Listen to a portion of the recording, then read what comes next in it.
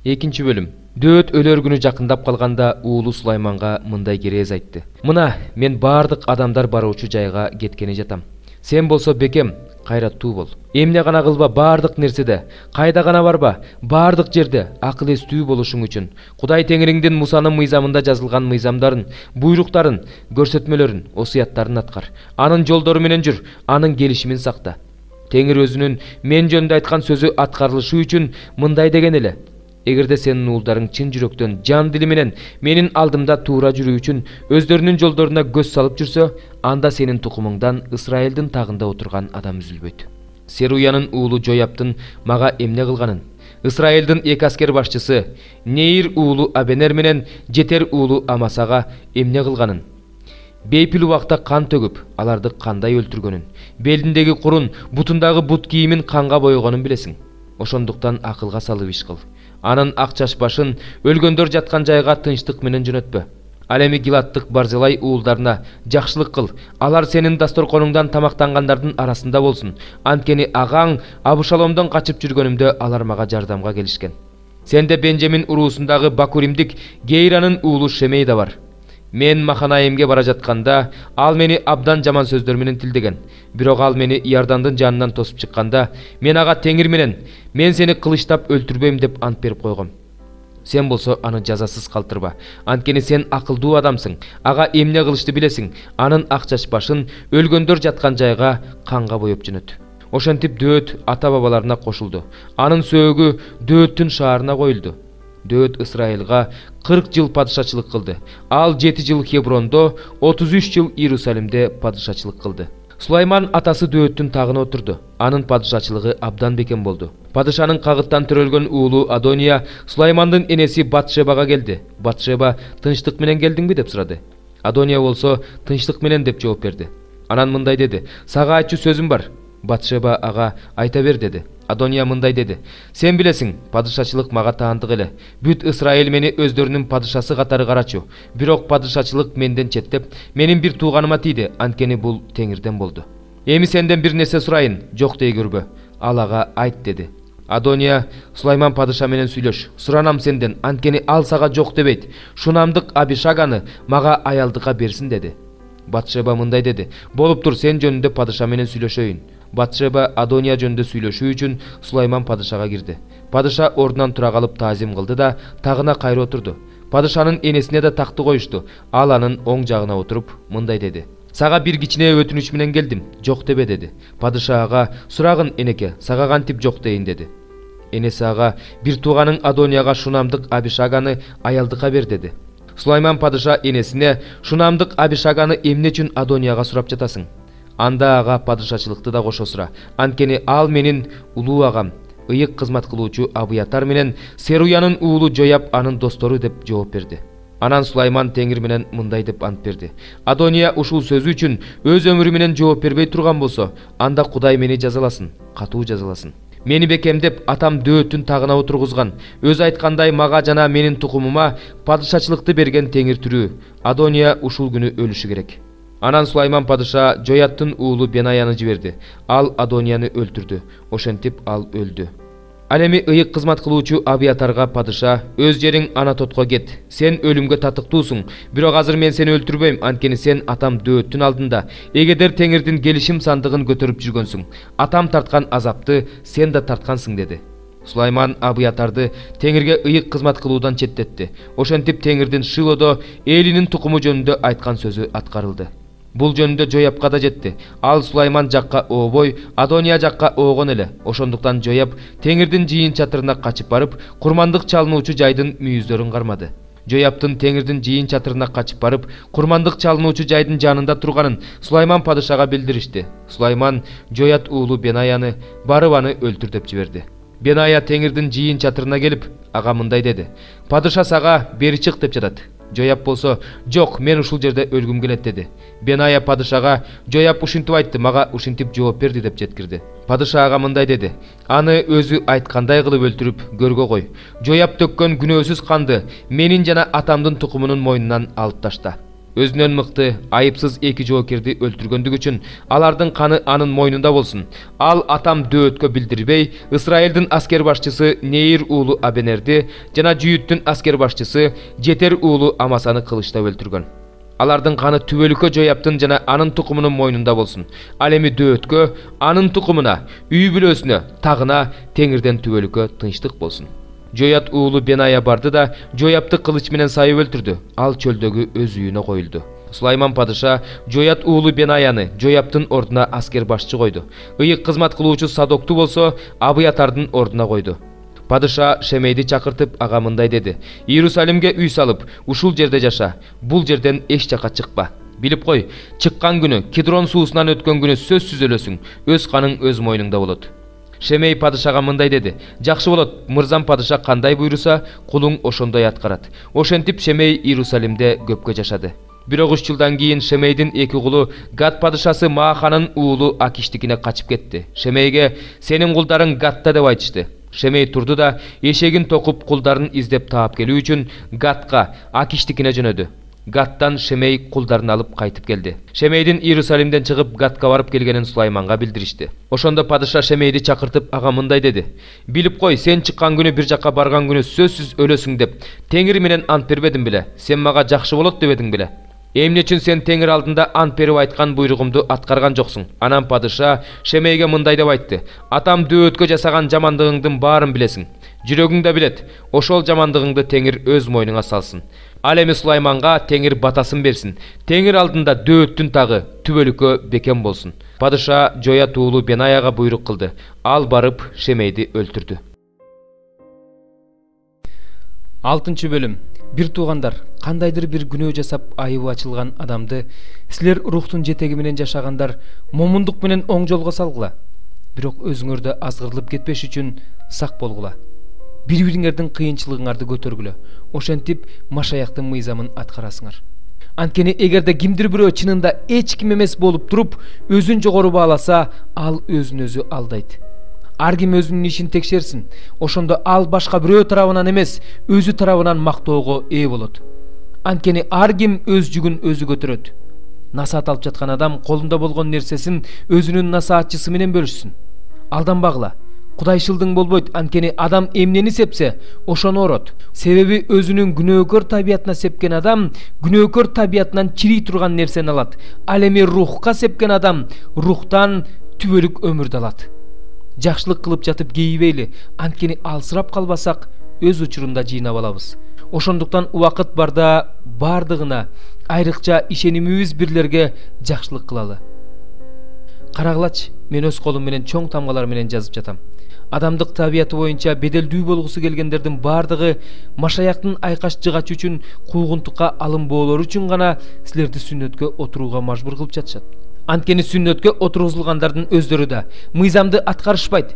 Бирок алар силердин денеңер менен мактаныш үчүн силердин сүннөткө отургузулушуңарды каалап жатышат. Мен болсо Теңирибиз Иса Машаяктын айкаш жыгачынан башка эч нерсе менен мактангым келбейт. Мен бул дүйнө үчүн, бул дүйнө мен үчүн айкаш жыгачка кадалган. Анткени Машаяк Иса жолунда сүннөткө отургузулуу же сүннөткө отургузулбоо маанилүү эмес, жаңадан маанилүү. Ушул эреже боюнча жашагандардын бардыгына жана Кудайдын Исраил элине Кудай тынчтыгын берип, ырайымын төгө берсин. Мындан ары эч ким мага кыйынчылык келтирбесин, анткени мен Теңир Исанын жараатын өзүмдүн денемде алып жүрөм. Бир туугандар, биздин Теңирибиз Иса Машаяктын ырайымы силердин рухуңар менен бирге болсун. Амин. 33 бөлүм. Анан мага Теңирден сөз болду. Адам уулу, өз элиңдин уулдарына сүйлө, аларга мындай де: Эгер мен кайсы бир жерге кылыч каптатсам, ошол жердин эли өзүнүн арасынан бир адамды алып, аны өздөрүнө сакчы кылып койсо, ал адам ошол жерге каршы келе жаткан кылычты көрүп, сурнай тартып өз элин эскертсе, ким сурнай үнүн угуп бирок өзүн сактабаса, анда кылыч келип аны колго түшүрөт. Анын каны өз мойнунда болот. Ал Сурнай үнүн уккан, бирок өзүн сактаган эмес. Анын каны өз мойнунда болот. Өзүн сактаган адам өз өмүрүн сактап калат.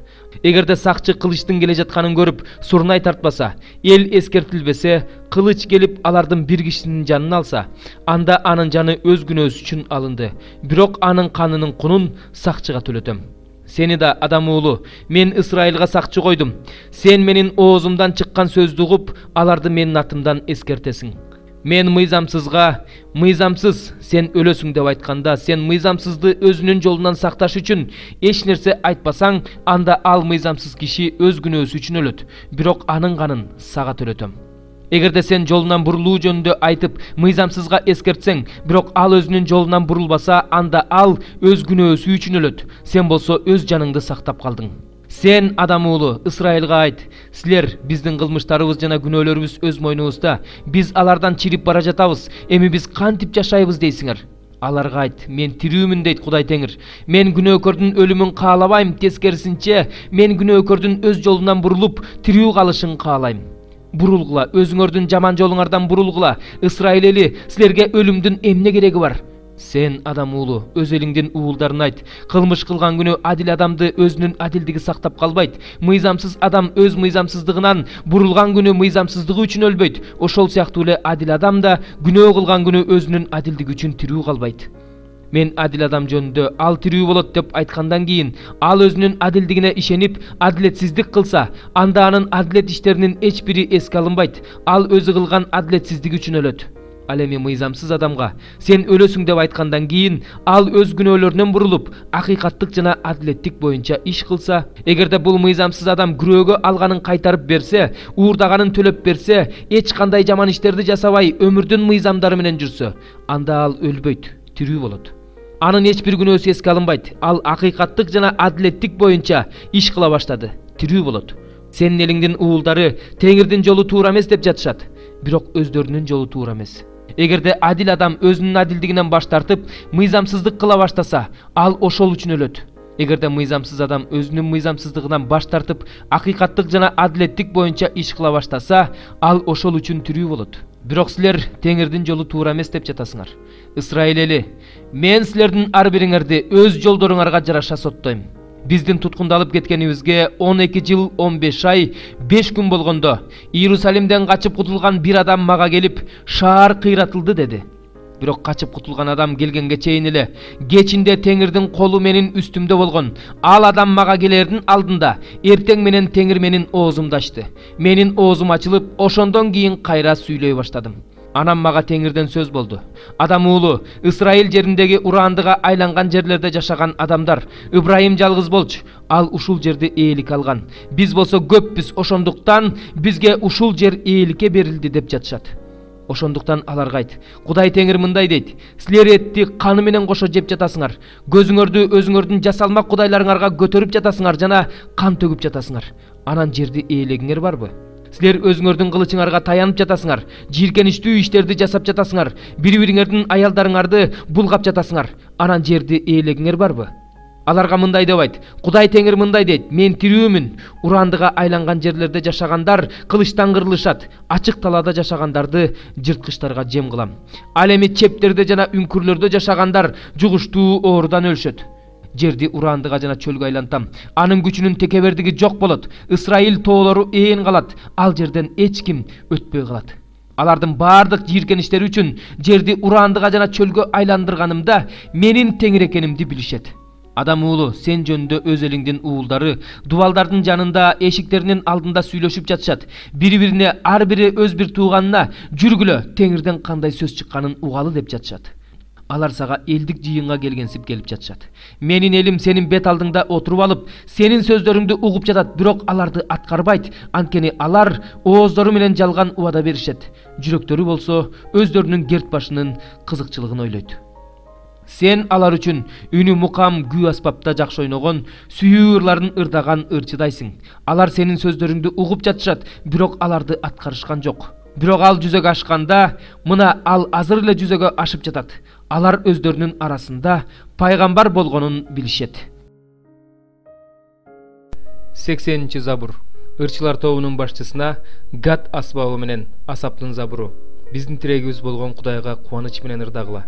Жакыптын Кудайына кубанычтуу үн салгыла. Забурду алгыла. Дапты, мукам үндүү кыл аспапты забур менен кошо бергиле. Ай жаңырганда белгиленген убакта биздин майрам күнү сурнай тарткыла. Анткени бул Исраил үчүн мыйзам, Жакып үчүн Кудайдын буйругу. Кудай бул мыйзамды Жусуп Мисир жеринен чыкканда ага күбө болсун деп бекитти. Жусуп ал жерде өзү билбеген тилди угуп жүргөн. Теңир мындай деди: "Мен андан оор жүктөрдү алып салдым. Анын колдору себеттерден бошоду. Кыйынчылыкта мени чакырдың, ошондо мен сени куткардым. Мен сага добулдун арасынан жооп бердим. Сени Мериба суусунун жанында сынадым. Элим, ук, мен сага күбөлөндүрөм. Исраил, о сен мени уксаң гана. Сенде башка Кудай болбосун, бөлөк элдин Кудайына сыйынба. Мен Теңирмин. Сени Мисир жеринен алып чыккан Кудайыңмын. Оозуңду чоң ач, мен аны толтурам." Бирок өз элим менин үнүмдү укпай койду. Исраил мага моюн сунбай койду. Ошондуктан мен аларды өздөрүнүн көшөргөн жүрөгүнүн эркине калтырдым. Өздөрү каалаган жол менен жүрө берсин дедим. О өз элим мен укса гана, Исраил менин жолдорум менен жүрсө гана, анда мен алардын душмандарын тез эле моюн сундурар элем. Колумду аларды куугунтукка алгандарга бурар элем. Теңирди жек көргөндөр аларга кошомат кылып турар эле. Ал эми алардын жыргал турмушу дайыма улана бермек. Мен аларды эң жакшы буудай менен азыктантар элем. Тоо балына тойгузар элем. 81 забур. Кудай кудайлардын арасында турду. Ал кудайлардын арасында өз өкүмүн билдирди. Качанкыга чейин силер адилетсиз сот жүргүзө бересиңер? Канчага чейин ыймансыздарды жактай бересиңер? Жакыр менен жетимге туура өкүм чыгаргыла. Эзилгенге жана жардыга адилеттик кылгыла. Жакыр менен алсызды куткаргыла. Аларды ыймансыздардын колунан бошоткула. Алар билишпейт, түшүнүшпөйт, караңгылыкта жүрүшөт. Ошондуктан жердин негизи титиреп жатат. Мен айттым, силер кудайларсыңар. Баарыңар эң жогорку Кудайдын уулдарысыңар. Бирок силер бардык адамдардай эле өлөсүңөр, бардык төрөлөрдөй эле кулайсыңар. Ордуңдан тур, Кудай жерди сотто. Анткени сен бардык элди мурастап аласың.